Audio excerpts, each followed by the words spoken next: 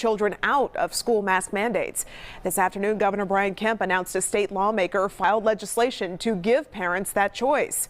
Fox 5's Claire Sims joins us live at the state capitol. And Claire, the governor says it's time. We ask that you would give us wisdom. Yeah, we are now about 2 years into this pandemic, and Governor Brian Kemp says at this point, schools should trust parents to make the right choice for their children. Well, welcome.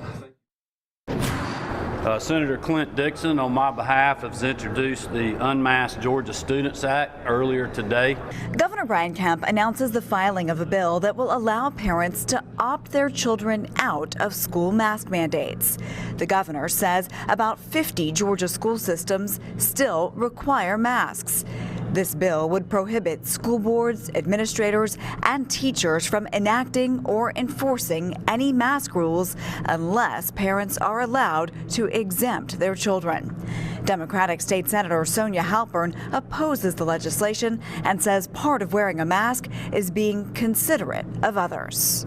I know that there's a lot of pressure from people who want to say we should be done with the masks. And I guess my appeal to those folks would be to simply say, remember that there are other people that we are protecting outside of ourselves when we wear our masks.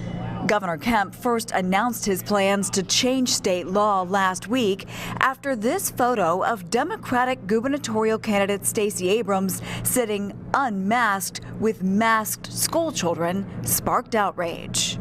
This is not directed at any one person. It's just directed at this time in the pandemic, the hypocrisy that we've seen. Obviously, there's people in our state and in our country that have made rules that live by different sets of rules, and the public, I think, is just tired of that. If passed, this bill would go into effect this year upon the governor's signature, and it includes a provision that would repeal itself in June 2023. We are live at the